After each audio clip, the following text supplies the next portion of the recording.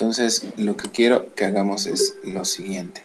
Les decía que China, Asia, el continente tal cual, es un sitio, es un territorio que ha sido Hoy muy vamos a valorado conocer una comida árabe.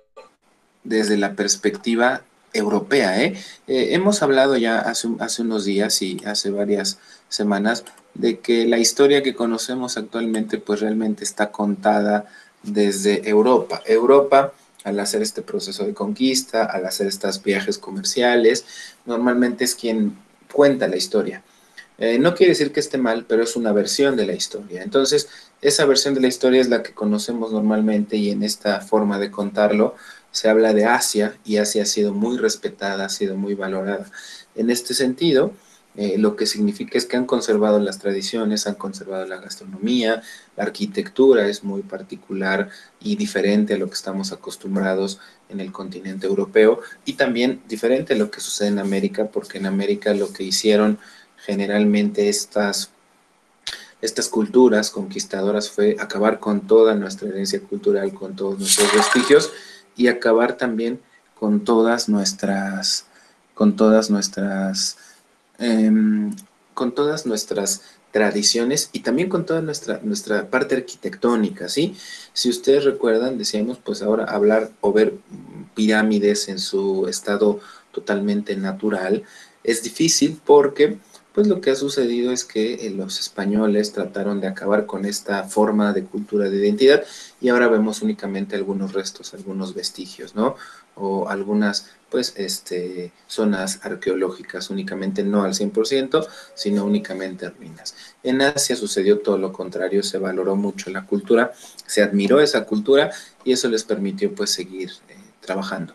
Y lo que quiero presentarles en el video a continuación es un platillo muy famoso y famoso tanto en Europa como en América, específicamente en Puebla. Ayer les hablaba un poquito de esta migración que se presentó con los países árabes en esta zona de Medio Oriente. A México llegaron y específicamente a Puebla una colonia muy fuerte de libaneses, se mantiene, es una gente o la gente libanesa o de origen libanesa, son familias adineradas en Puebla, han trabajado bastante fuerte y han tenido también un poco de suerte.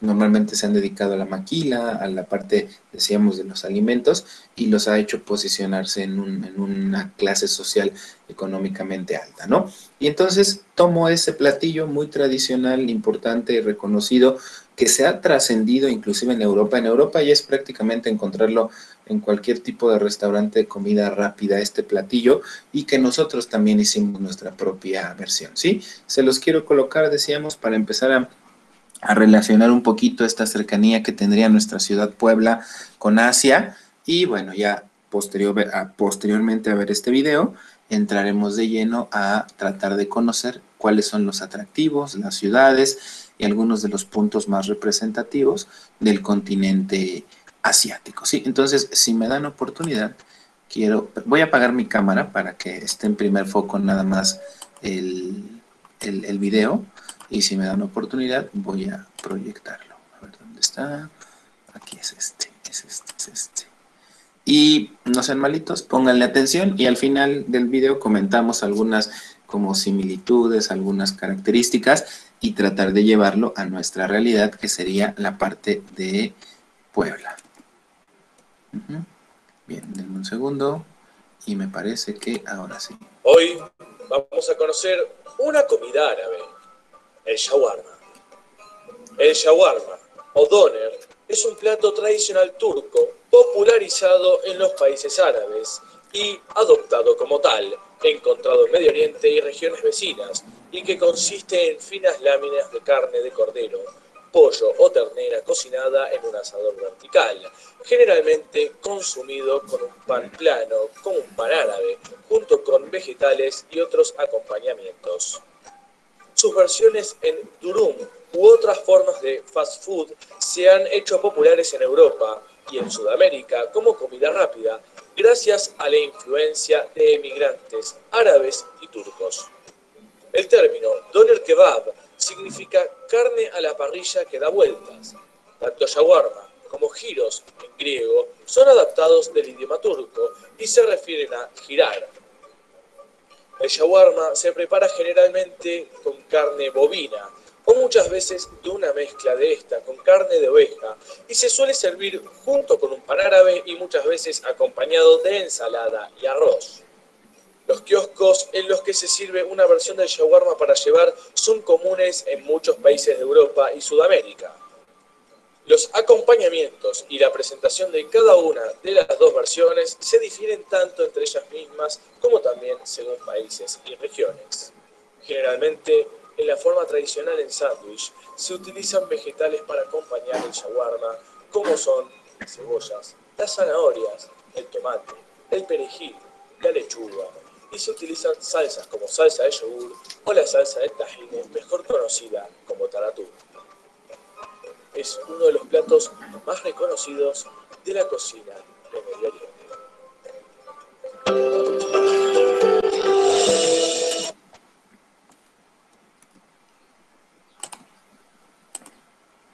¿Les suena, muchachos? Estoy impactada. ¿Perdón? Estoy impactada. Y pues ya quedan de aquí. Y resulta que no. Si se dan cuenta, es prácticamente nuestro taco árabe, ¿no? Así tal cual lo cocinamos, se pone este trompo. En lo que pasa con este doner kebab o shawarma, como le llaman, varía un poquito en cuanto a que me parece que no utilizan carbón, utilizan normalmente gas. Aquí en las taquerías de Puebla, ya en los tacos árabes, hay algunas que utilizan carbón, algunas que utilizan gas, pero es prácticamente lo mismo, ¿eh? Así se presenta, así lo cocinan, lo filetean, lo rebanan, es prácticamente únicamente cocinado en su jugo. ¿Y qué es lo que hacen? Lo presentan en una tortilla de harina. Ellos a esa tortilla de harina le llaman pan pita, ¿sí? Puede ser el pan pita una tortilla o en su caso también un tipo de torta y ahí lo van vaciando. Y si se dan cuenta es prácticamente lo mismo. La única diferencia es el tamaño, es un poquito más grande y otra cosa es que también este espacio o este ejercicio de cocinar el famoso doner kebab es que se complementa con verduras. Dentro del mismo taco, por llamarle de alguna manera, ellos colocaron algunas verduras, ¿sí? Y lo envuelven y lo presentan. Es la forma más común. Y otra diferencia que también es interesante y que podemos revisar es que se hace con carne de res. ¿Aquí con qué se hace el taco árabe, chicos? ¿Con qué carne se hace normalmente? Con la de cerdo, ¿no? Aquí en México lo adecuamos a nuestra realidad. La res es un tipo de carne costosa. No todas las personas en nuestro país a veces tienen oportunidad de comprar res porque es caro, ¿sí? ¿Y qué sucede? Pues entonces se adecuó a la carne de cerdo, que es muy común. Y lo que decíamos es prácticamente similar, idéntico a lo que nosotros estamos acostumbrados a consumir dentro de la gastronomía típica poblana. Y lo hago no para que les dé más hambre, porque ya vi que a varios se les antojó, a mí también, ¿sí? Y lo hago para ver esta cercanía que tenemos con ellos. De cierta forma, tenemos algún lazo con Asia, más que nada por la gastronomía, específicamente Puebla, ¿eh? Porque ustedes saben que el taco árabe es el alimento o es el platillo 100% original de Puebla, ¿sale? Bien, quiero presentarles otro. Este es un poquito más largo, no lo vamos a ver todo. Voy a también colocarme en esta parte del kebab. Nada más déjenme aquí pegarlo en el buscador para que lo podamos ver.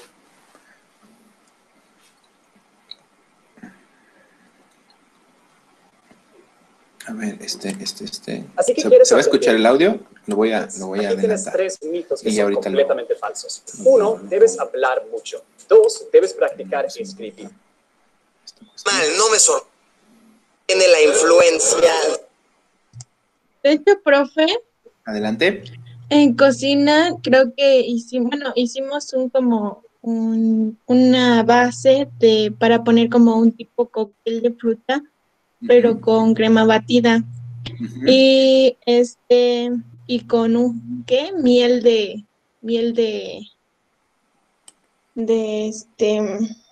ay, ¿Maple? no, algo así, pero era con panela con ese azúcar, pero es duro. No me acuerdo cómo se llama. Piloncillo. Ah, ese. Y la base era, pues, ahí lo leí, el producto y era árabe.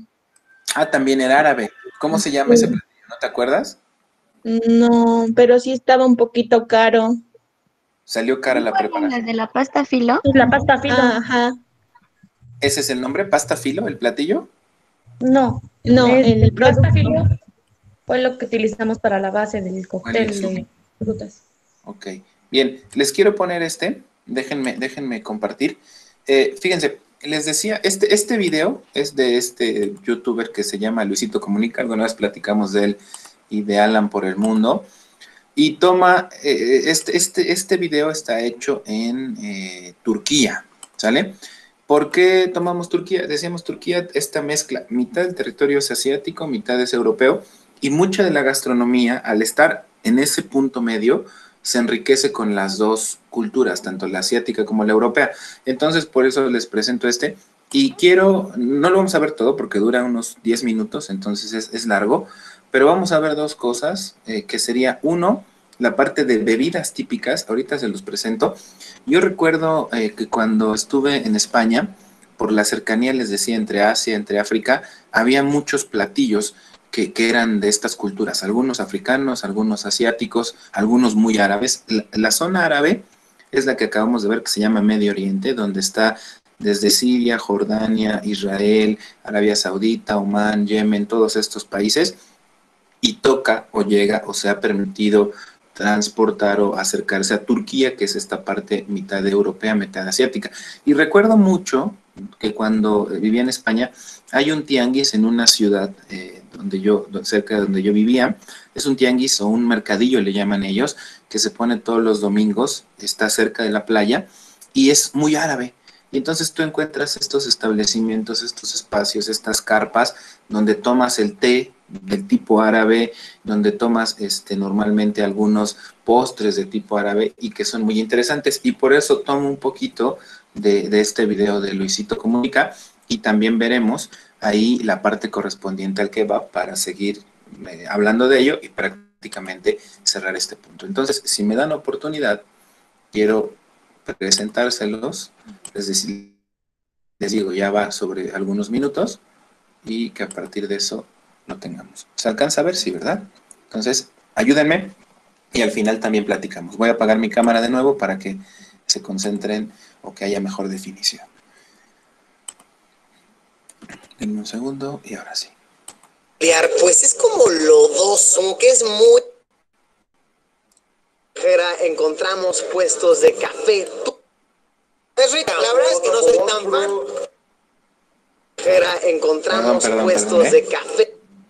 Ahora sí. Por supuesto, en puestos de comida callejera encontramos puestos de café turcos de café. El café turco tiene algo muy peculiar, pues es como lodoso, como que es muy espeso abajo y siempre te lo sirven en tacitas de lo más peculiar. Cuesta 6 liras, que es más o menos $1, un precio bastante razonable y al parecer es toda una experiencia. Lo intenté tomar afuera en la calle y el señor me dijo así como de no, siéntate. Con las 6 liras que pagas no te incluyen nada más tu cafecito. Te traen también 2 platitos que parecen tesoro. Uno incluye azúcar y el otro te incluye algo así como unas gomitas. Unas gomitas que sirven para quitarte como el sabor fuerte del café. Y te incluye también siempre un vaso con agua. Bien, esto es como un yogurt, pero tiene agua adentro. Esto es porque al ser muy lodoso el café, como que te quedan los granos como tal, se te atoran entre los dientes, es una sensación incómoda. Echas tu vasito de agua, te enjuagas y vámonos a lo que sigue. Yo me lo voy a echar sin azúcar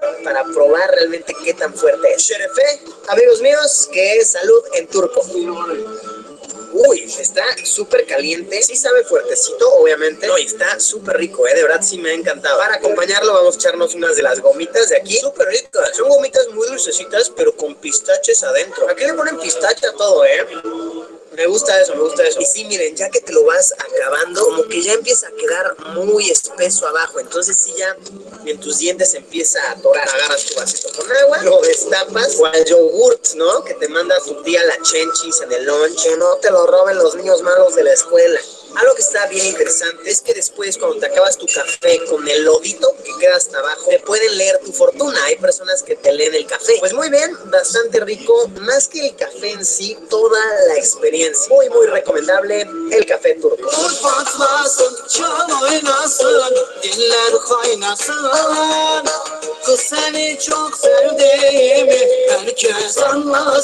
Algo que me pareció fascinante desde que llegué, por todos lados se pueden encontrar también puestos de kebab. Y de hecho es carne colocada en un trompo tal y como lo vemos en todas las esquinas de México. Es obvio que de aquí viene la influencia del trompo de los tacos. He leído información sobre esto, mas nunca he llegado a la raíz de la situación. Pero supuestamente los trompos de carne vienen de aquí, de toda esta región del mundo. En la Segunda Guerra Mundial, muchísima gente tuvo que huir de estos países, no se sentían a salvo y se refugiaron en países pacifistas, tal como México. Llegó muchísima gente árabe y de toda esta zona del mundo a preparar la carne tal y como la hacen aquí, poniéndola en un trompo. Y por eso es que hoy en día en México, mucha de la carne que se usa para tacos se cocina y se corta de esta manera. ¿Qué tal, ¿Quién pensaría que los tacos súper mexicanos, súper representativos, tienen una fuerte influencia de esta parte del mundo? Vamos a pedirnos uno de estos, durum et doner, que es como lo más similar a un taco. 2 liritas para mi durum et doner.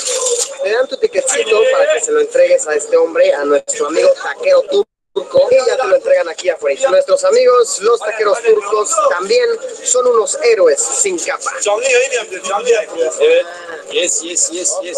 Todo es engañoso aquí. Provechito, amigos, provechito. Son juguetones, nuestros amigos los taqueros turcos. Y mucha gente está fascinada con la pequeña cámara bebé. Todo bien, pueden jugar con ella. Mientras no me la roben, todo chido. Ok, pues a ver qué tal nuestro taquito turco. Oye, qué tremenda joyita. Sí, esto es completamente un taco árabe. La tortilla de harina, la carnita rebanada exactamente de esta manera. Vinimos hasta Turquía, viajamos hasta el otro lado del mundo para conocer las raíces del taco árabe.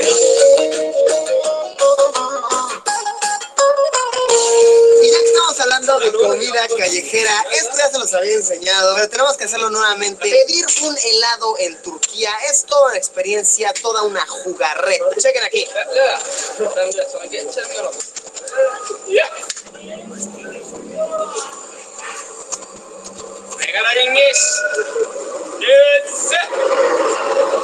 Eso también entra en comida callejera turca. Pedir un heladito es cosa de pillos. También venden en muchísimos lados simit. Simit son estos panes como donas extra grandes. Es un pan, según me comentan, de lo más tradicional en Turquía. Tiene un precio de 1 lira con 25 centavos. Thank you very much. Que son algo así como 40 centavos de dólar. Me comenta el señor del puesto que el típico se come así, solito, sin nada. Vamos a ver si sí. Pues sabe exactamente a lo que te esperas. Un pan con ajonjolí. Perdónenme si hay alguien turco viendo esto que le encantan los simit. La verdad es que no le encuentro mucho chiste. Es como comerte una torta de agua, un bolillo. Recreando un clásico meme de su confiable Luisito Comunica. Bastante normal, no me sorprende. Y si hablamos de comida callejera más en la noche, lo que he notado que es más popular son las almejas. Se venden así las almejitas en la calle y cada una de ellas cuesta 1 lira. 1 lira son como 15 centavos de dólar. Ufa. Es la almejita con arroz. Opa. Muy fuerte el sabor, pero está buena. Y eso que a mí no me gusta la comida del mar. De hecho, me contaba un amigo turco que esa es como la comida de cuando estás de fiesta. Así estás tomando alcohol, estás yendo de un bar a otro y en el camino te echas tus almejitas.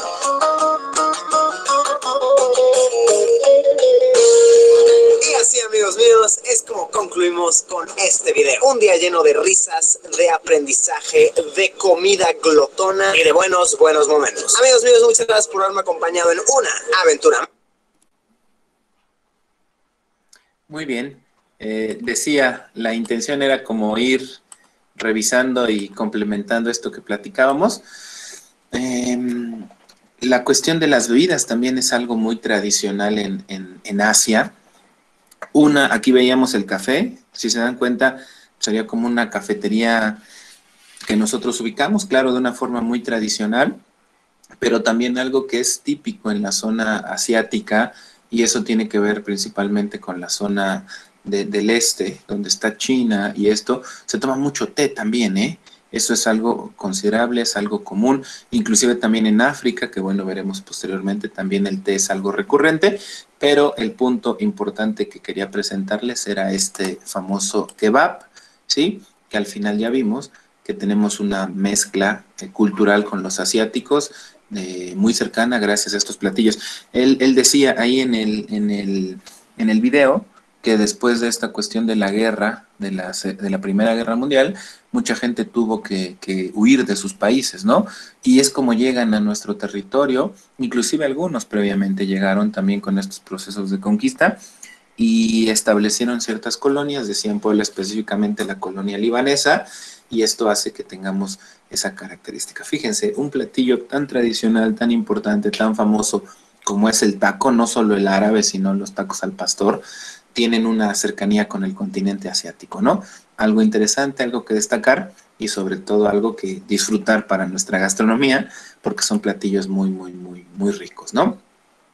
El kebab, les decía que yo lo probé en Europa y no es barato, te cuesta en promedio entre unos 5 o unos 6 euros. Estamos hablando que en promedio son unos 100 pesos. Si lo comparamos con el costo de un taco árabe o el precio de un taco árabe aquí en Puebla, pues estamos hablando que les gusta. El más caro será el de la Oriental, costará unos 30 pesos, a lo mejor por mucho, si hay una diferencia, pero pues bueno, es por la cuestión del valor de la moneda en estos territorios, ¿sí? ¿Alguien quiere hacer algún comentario? ¿Alguien quiere agregar alguna cuestión? Si en sus clases de repente les tocara preparar comida árabe, invítenme, ¿sale? Si hacen el kebab o el shawarma, por favor no se olviden de invitarme a probarlo para que pueda ver cómo les quedó, ¿sí? ¿Alguien quiere hacer algún comentario? ¿Alguien quiere agregar alguna cuestión más, chicos, chicas?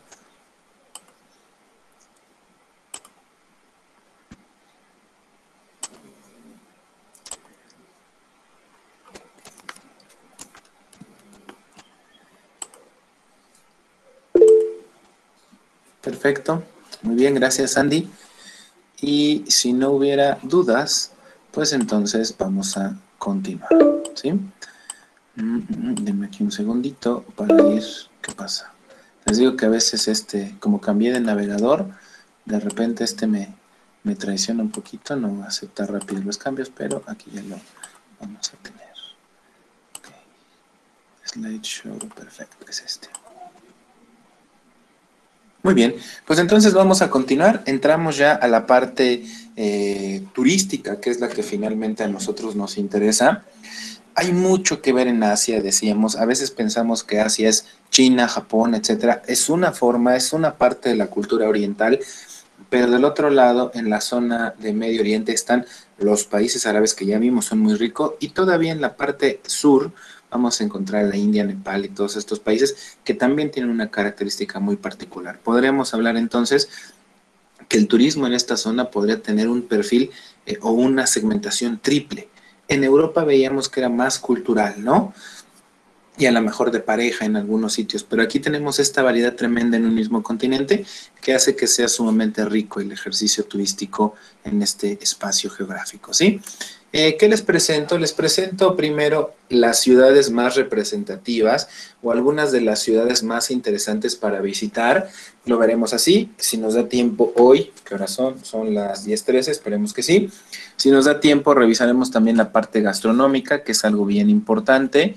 Ya dábamos esta introducción con lo correspondiente a la comida árabe, pero nos falta revisar más la comida de la zona norte, de la zona este, con los orientales, China, Corea, Japón y todo eso, y también un poquito el sur, en la zona de islas de Vietnam y todo esto.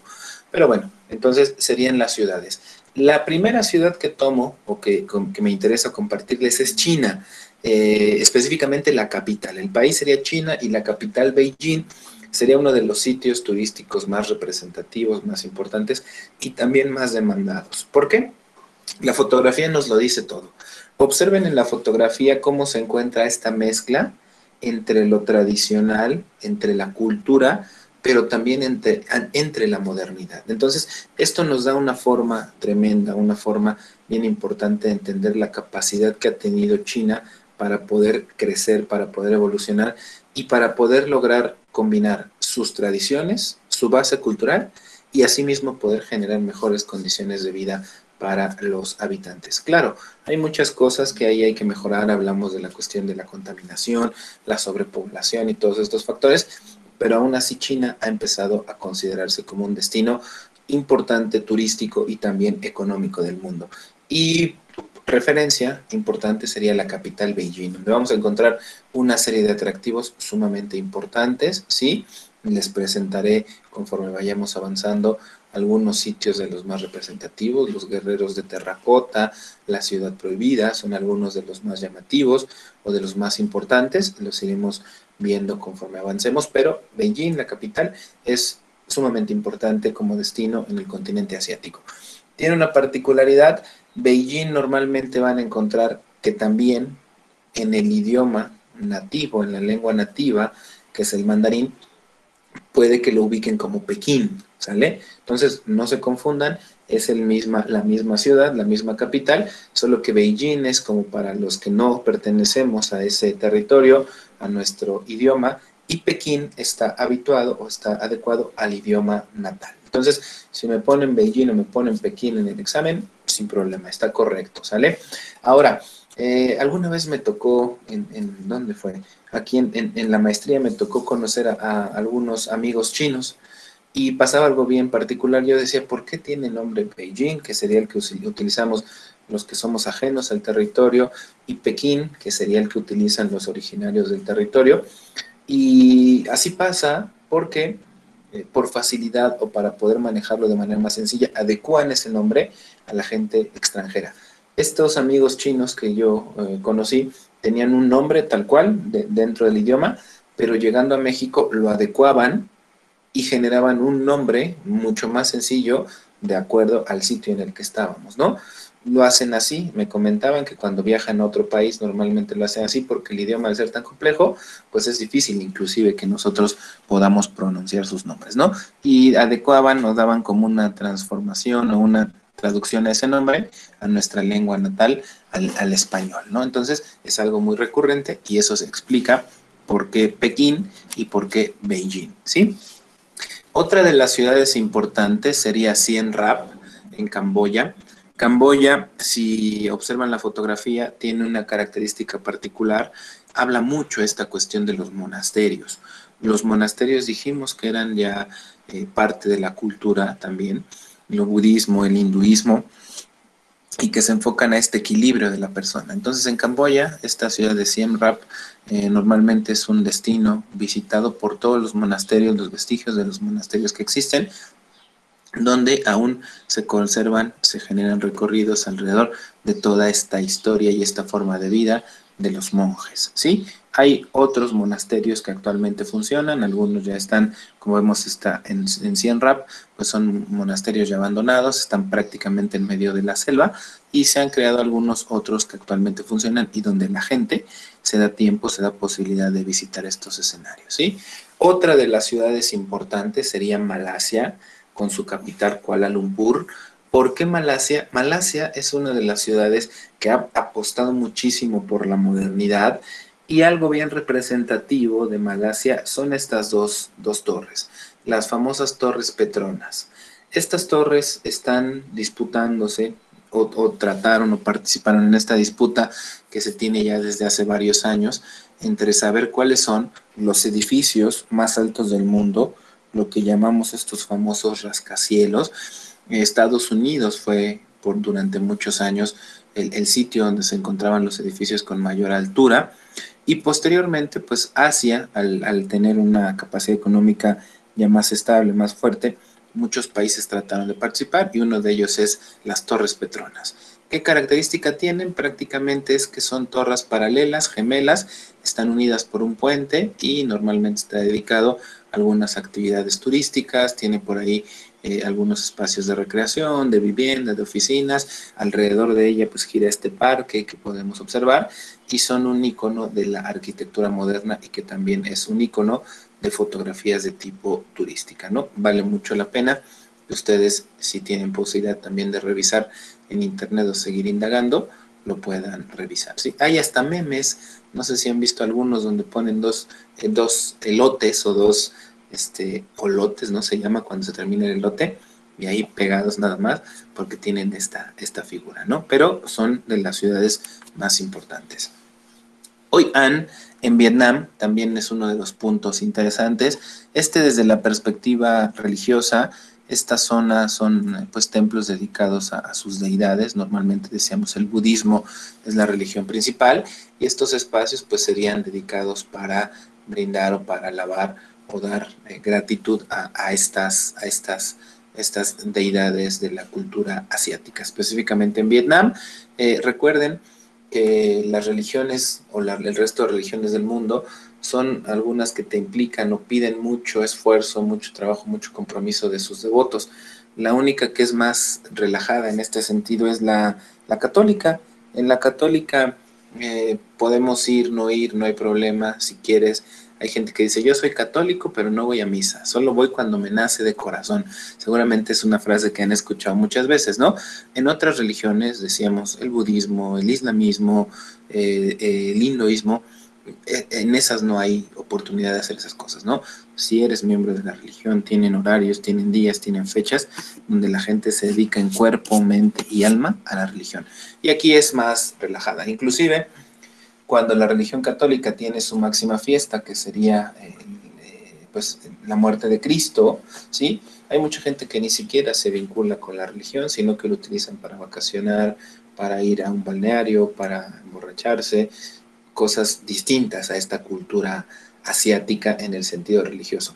Si los asiáticos vieran cómo celebramos a nuestros dioses esos días que son los días santos, pues estarían sumamente sorprendidos, ¿no?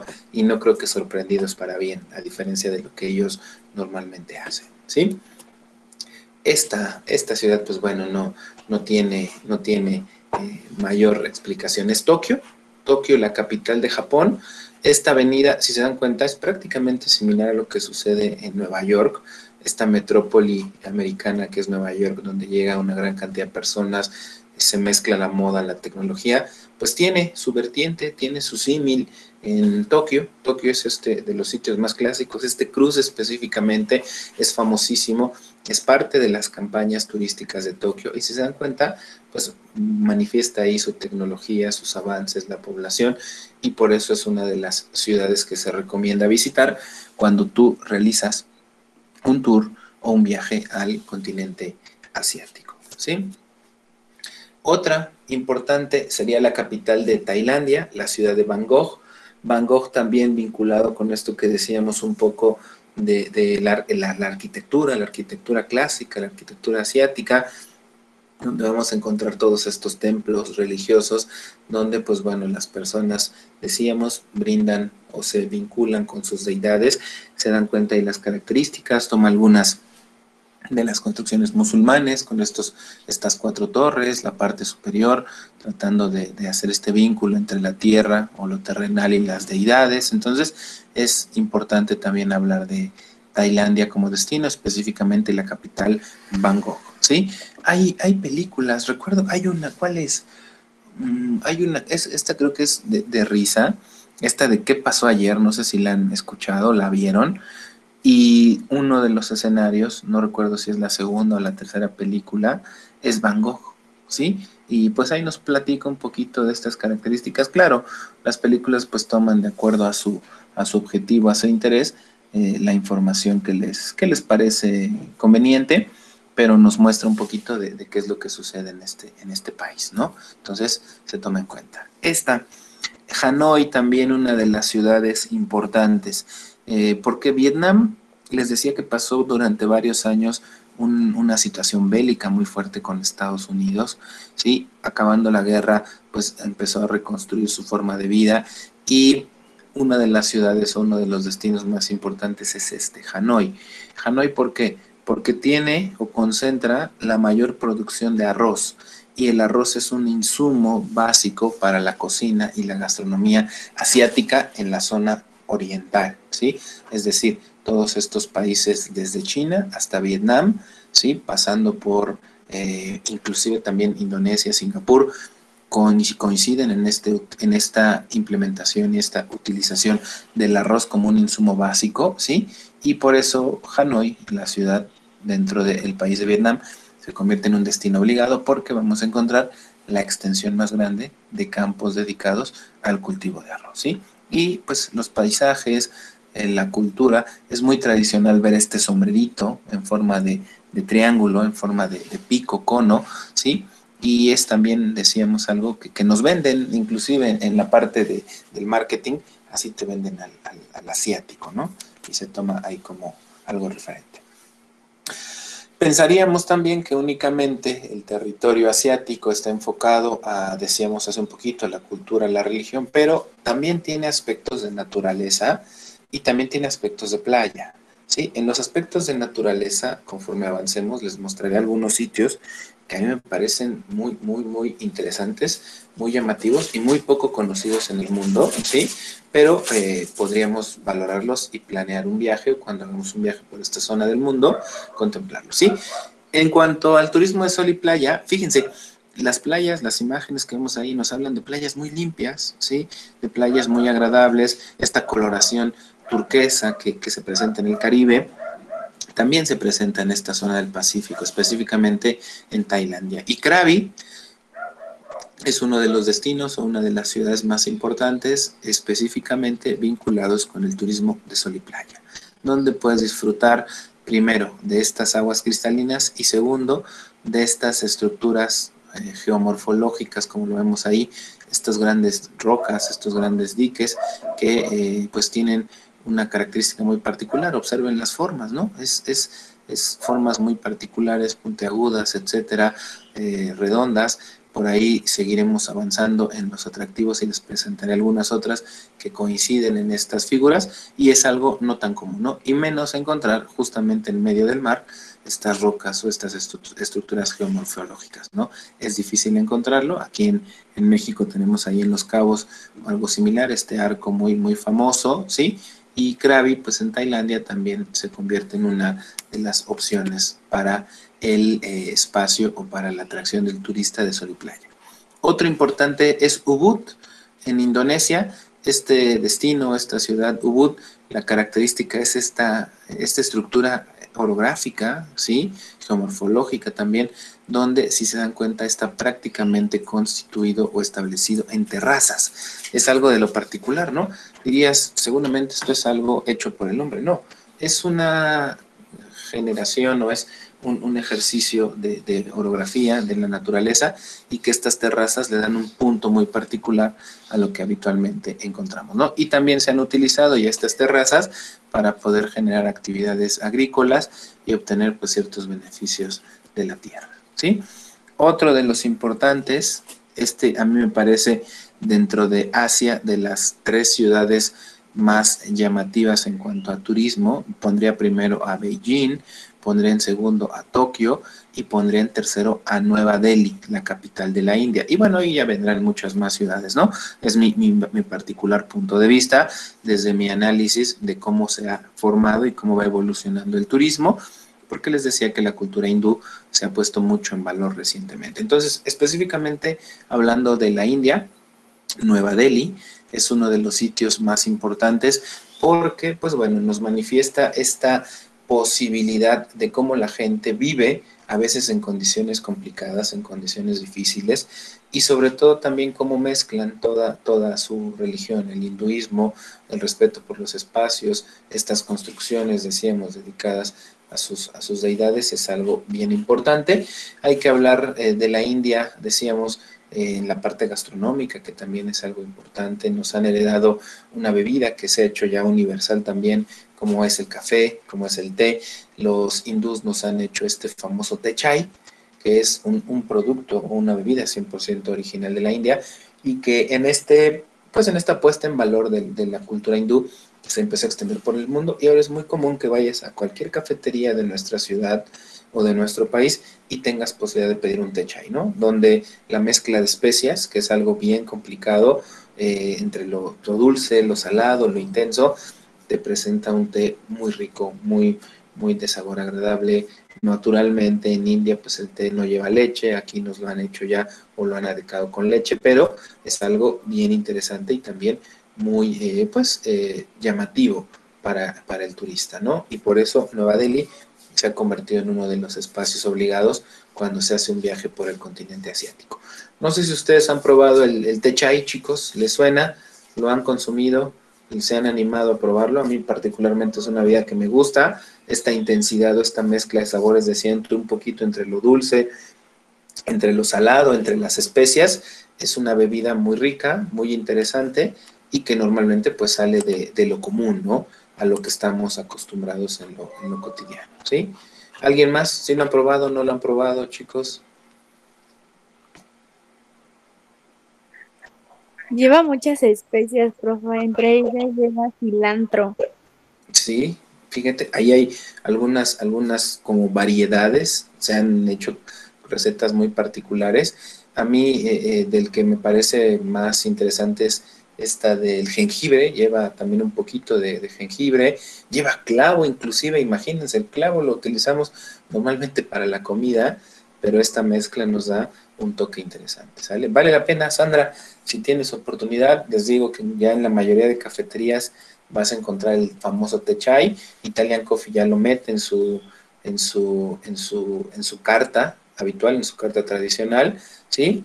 Y donde hay uno que me gusta mucho a mí, estas cafeterías del Coffee York, hay una ahí en Las Fuertes, otra en La Estrella y creo que ahí por La Paz.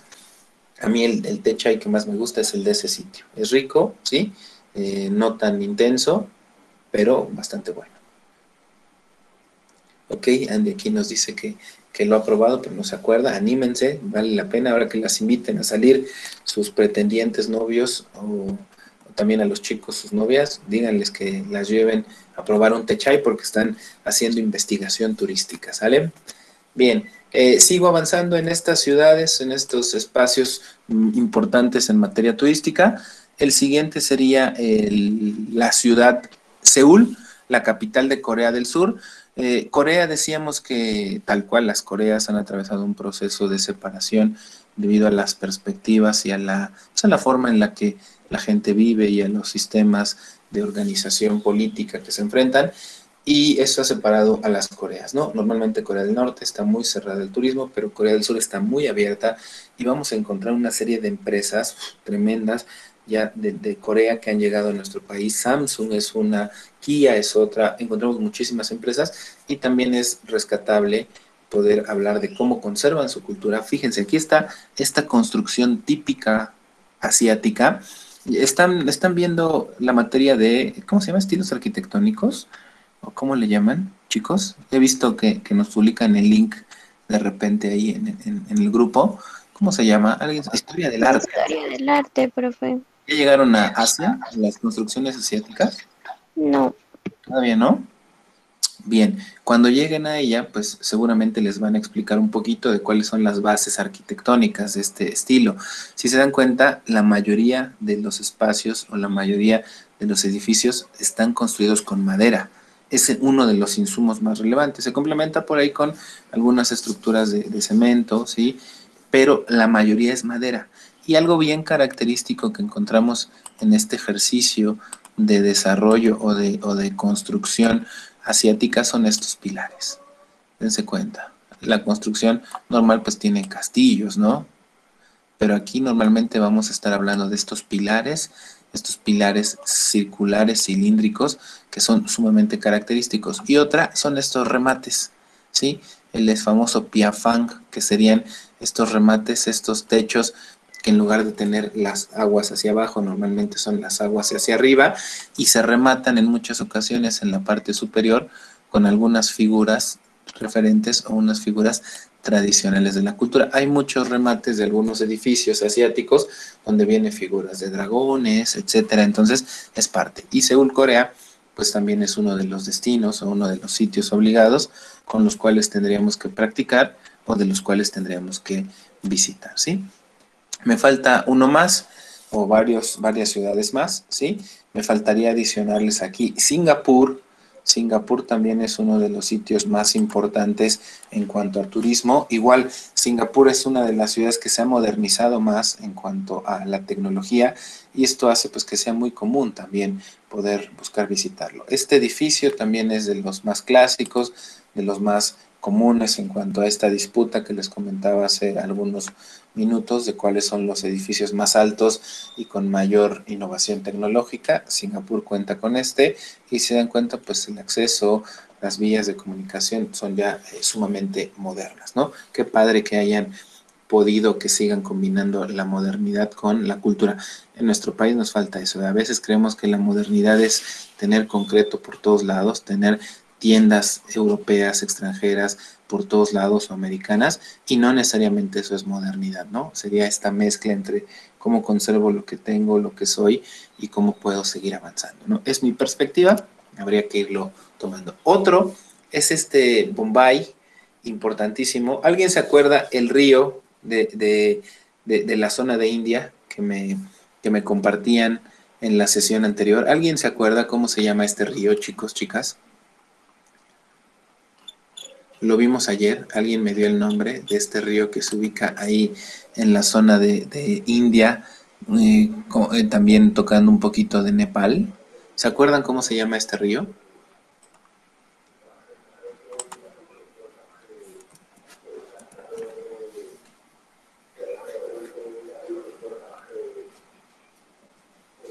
¿Alguien se acuerda? Ayer lo vimos, el río amarillo. No, es otro todavía más extenso, sería el Ganges, acuérdense, y decíamos que este Ganges pues es parte de la vida, ¿no? De algunas zonas de la India, específicamente Bombay, mucho o bastantes de las actividades comerciales, cotidianas también y turísticas de Bombay está sustentado en este Ganges. Estos sitios, estos aparcaderos, estos embarcaderos donde la gente llega, se traslada, hace algunos tours, le permiten disfrutar pues, de actividades turísticas interesantes. Entonces Bombay en India también es una de las ciudades más importantes. Me faltaría aquí Chiang Mai en Tailandia. Estos espacios arquitectónicos, constructivos, decíamos típicos, retoma los pilares, retoma estos remates con teja, con madera, sí, también es una de las ciudades pues, más importantes y más representativas del continente, ¿sí? Y me faltaría, esta me parece que es la última en cuanto a ciudades, para poder pasar ya a la parte gastronómica. Este sería el que llamamos, o bueno, no la llamamos, así se llama, es Katú. Katú es una ciudad igual en Tailandia, que está dedicada principalmente al turismo de sol y playa. Si se dan cuenta, no tiene pues infraestructura, ¿cómo llamarlo? O equipo de tipo turístico muy moderno, sino todo es rústico, es natural, es algo tradicional. Vean las lanchas, los botes con los que la gente se mueve. Y entonces esto hace que el turista busque y quiera acercarse a un sitio de este tipo. Coincide mucho con lo que veíamos hace un ratito en los otros espacios. Hablamos de Krabi y también Katú, son de los sitios de playa más interesantes y también que normalmente pues la gente se decide a visitar y que toma en cuenta para sus actividades o para sus desarrollos o para sus viajes turísticos, ¿no? Entonces, ese también es un punto importante, ¿sí? ¿Alguien quiere hacer algún comentario? Hasta aquí llegaríamos con las ciudades. Digo, es la primera parte. Seguiremos descubriéndolas, seguiremos avanzando y veremos qué otros atractivos. Como siempre lo hicimos, igual que con Europa, hablamos primero de destinos y posteriormente ya vamos a ir desglosando atractivos, ¿sale? Igual complementaremos con algunos videos para que ustedes tengan un panorama mucho más claro y a partir de eso establezcamos los resultados más adecuados conforme al trabajo que realizamos día a día, ¿sí? Bien, ¿algún comentario sobre estas ciudades, sobre estos destinos representativos del continente asiático? ¿Alguien que quiera agregar algo? ¿Alguna duda, algún comentario? Chicos, chicas. Yo, profe, tengo un comentario. ¿Qué pasó? Es que hace, como en el 2012, había un programa que se transmitía en TV Azteca que se llamaba Abandonados hacia la Ruta del Dragón. Ok, sí, sí. Y era un grupo de personas que, bueno, que había recompensa, pero tenían misiones. Entonces luego, por ejemplo, tenían que trasladarse como de aquí a Cholula, Ajá. pero nada más les daban al día hasta 20 pesos. Y ellos tenían que conseguir todo, rice, comida y hospedaje. Pero la gente que pasaban por Tailandia, Vietnam, y la Ujú. gente era súper amable, les decía muchos sí les decían que se podían quedar, incluso les decía que si querían podían pasar a bañarse. Y bueno, lo platicaba aquí con mi mamá y me decía que pues que era la gente como muy, pues de cierta manera confianzuda, porque pues imagínese, aquí no creo que nadie quiera, si llega un extranjero, darle posada en su casa. Y la gente ahí sí les daban un lugar, comida, les daban el baño. Entonces era como eso, que también ellos allá son muy amables en ese aspecto. Abiertos al turismo, ¿no? Y que al Sí. final, pues eso también crea un clima de satisfacción. Hay una, no sé si me tocará a mí trabajar con ustedes, esas materias, me parece que ya son las últimas. Hay una que habla, no recuerdo si es dirección de empresas o proyectos turísticos, pero a nivel internacional hay algo que se llama Sistema de Indicadores de Competitividad Turística, es el famoso TTCI, seguramente lo han escuchado, Travel and Tourism Competitive Index, ¿sí? Y esta serie de lineamientos, esta medición de la competitividad, se basa en varias cosas. Y uno de ellos es lo que nos dice Andy, este ambiente turístico, es decir, al lugar al que vas, la gente juega un papel fundamental, qué tan abierta, qué tan dispuesta, qué tan, ¿cómo decirlo? Pues solidaria, en algunos casos puede ser, para que el turista se sienta cómodo. Eso en algunos países de Asia es importante. La zona norte del continente asiático, donde está Tayikistán, Kirguistán, toda esta zona es un poquito más dura, es más difícil. La gente no es tan abierta. Inclusive hay algunos países que no están totalmente abiertos al turismo.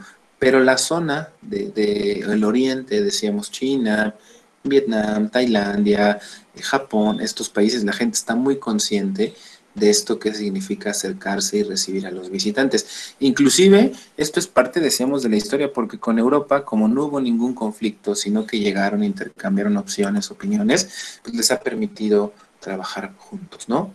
Y de esa forma podamos avanzar y podamos ver un clima adecuado para que la gente diga, sí quiero ir a ese destino. ¿Por qué? Porque la gente es amable, me brinda ayuda si es que lo necesito, y si voy a otros destinos donde la gente es más reservada, a lo mejor no es tan abierta, minimiza la satisfacción. No quiere decir que sea un mal viaje, pero la satisfacción es mayor cuando tengo un clima agradable, ¿no? Y va por lo que nos comentaba Andy hace un ratito, ¿sale?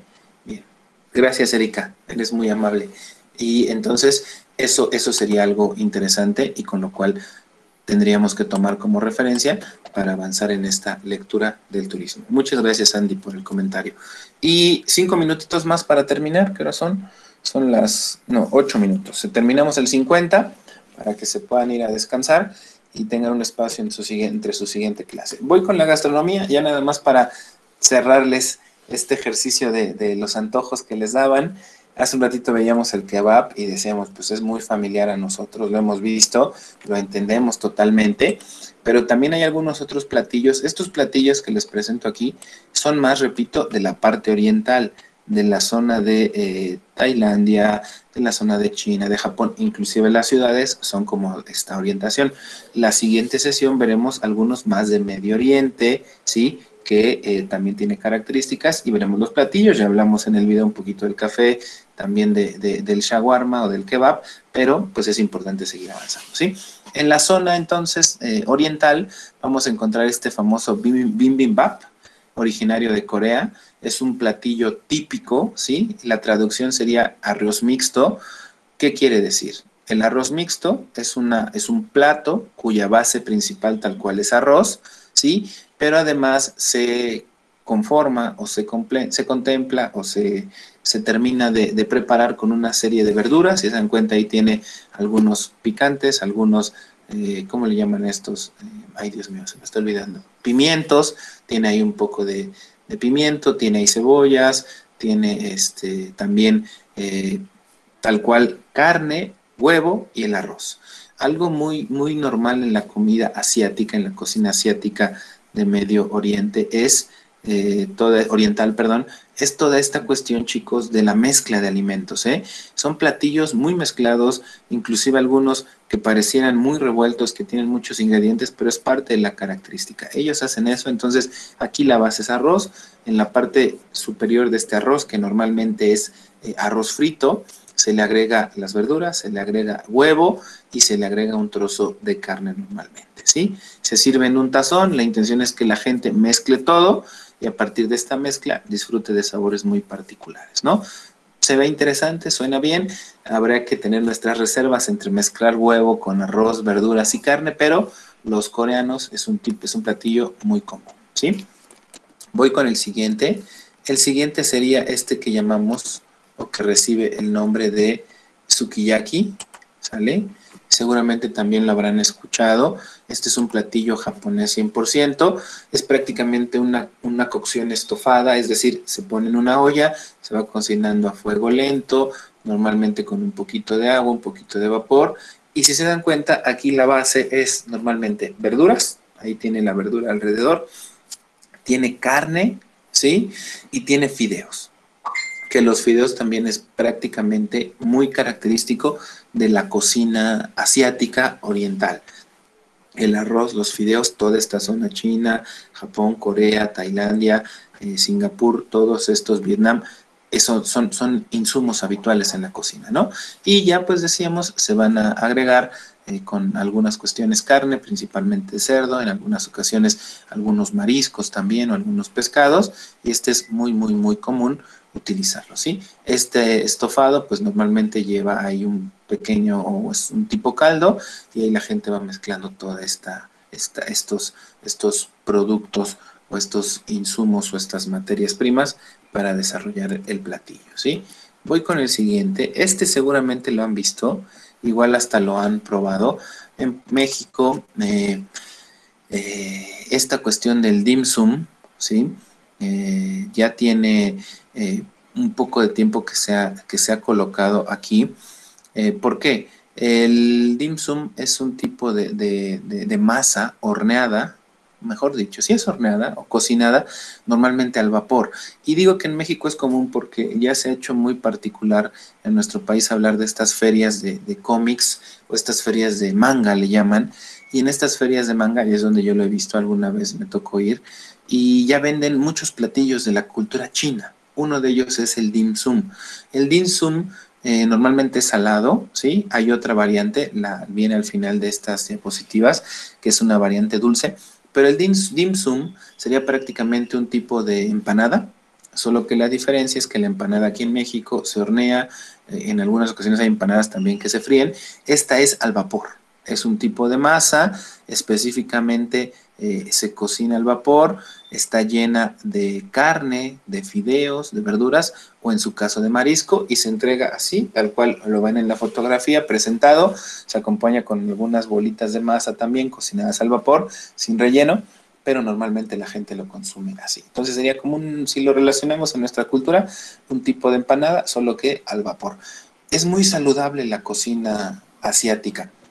Por eso la mayoría de los asiáticos son delgados, ¿eh? Son muy, muy delgados. Es difícil encontrar a un asiático gordo, a menos los que se dedican al sumo, que se preparan toda la vida, se mentalizan, se alimentan de alguna manera en específico y es un deporte por excelencia en estos países, ¿no? Ellos son personas pues bastante robustas, pero la mayoría de los asiáticos, esta cultura asiática clásica, el amarillo que le llaman en las razas, con los ojos rasgados, ¿sí? Chaparrito, ¿sí? Delgado, etcétera. Entonces es muy común. Y gracias pues al tipo de cocina que ellos habitualmente están disfrutando o que están haciendo, ¿sí? El siguiente sería el pancit, originario de Filipinas. Si se dan cuenta, vemos ahí pues los elementos que ya hablábamos hace un rato, que son los comunes. Fideos. Fideos normalmente es uno de los platillos más comunes, es uno de los insumos básicos y este platillo, pancit, pues tiene una influencia china, por eso se le incluyen los fideos, ¿sí? Pero normalmente este platillo pues va a incluir además arroz en algunas ocasiones, ¿sí? O el fideo tal cual. El fideo, fíjense, no es de harina tal cual, de trigo, como conocemos la pasta italiana. Normalmente estos fideos son de arroz también, ¿eh? Entonces es muy particular este ejercicio y esta forma de entenderlo. Se complementan los fideos con trozos de carne. En algunas ocasiones se le agrega también col, ahí fileteada, para poder complementarlo, y algunas otras verduras. Todo esto se lleva a un sartén, se saltea y se le agrega algún tipo de salsa, algunos condimentos que manejan los asiáticos. Los asiáticos tienen también una similitud, esta zona, repito, la oriental, China y todos estos territorios, tienen una similitud con nosotros, utilizan muchas salsas, ¿eh? No todas son picosas, algunas son más ácidas que picantes, ¿sí? Pero tienen cierta similitud con lo que nosotros estamos acostumbrados. Hablar de Europa en cuanto a salsas es prácticamente imposible, ¿no? Y ellos sí, en esta zona del mundo, en esta zona territorial, en esta zona del continente, es común que empleen o que utilicen las salsas. A mí particularmente es uno de los platillos que más me agrada. Este po es una variante de un platillo típico chino que sería el ramen. Seguramente lo han escuchado. Tiene mucha relación. El ramen sería prácticamente el mismo o el sinónimo del po en Vietnam. El po, si se dan cuenta, es una sopa de fideos, pero esta sopa de fideos normalmente se sirve sumamente caliente y se contempla o se complementa con carne generalmente, con cebolla, se le agregan también ahí algunas verduras y tiene mucho tiempo que se sirve. Es una comida muy, ¿cómo llamarlo? Saludable, energética y sobre todo también económica. Entonces sería como un caldo como el que conocemos de verduras. El de verduras normalmente aquí le echamos pollo, ellos le ponen carne generalmente de cerdo y le agregan esta cuestión de los fideos. Entonces es sumamente común, es sumamente importante y es muy tradicional. Inclusive en la Ciudad de México hay algunos restaurantes que se especializan en el ramen, ¿eh? Te dan variedades, si es de pollo, si es de cerdo, si es de marisco, si es de ternera, de una variedad tremenda porque es una comida muy demandada, muy rica. Lo consumen mucho los asiáticos cuando es temporada de frío, por las características, al ser algo caldoso, caliente, les presenta pues una opción muy rica, muy saludable de alimentarse y pues de alguna manera influir en una buena temperatura corporal, ¿sí? Ese sería el po, que repito, muy similar al ramen y que a mí es uno de los platillos que más me gustan de la cocina asiática. Muy bien. Hasta aquí vamos a quedarnos, chicos, ya son 10:52, ya cumplimos con nuestro tiempo y seguimos avanzando. Nos faltan aún varias cosas que revisar. Yo diría que no varias cosas, sino bastantes cosas de estos ejercicios de conocer Asia. Y les voy a dejar una tarea para nuestra próxima sesión. Lo mismo que les he solicitado con Europa. Ahora voy a pedirles que me ayuden a investigar cuáles son los 10, no ciudades, atractivos turísticos más importantes del continente asiático.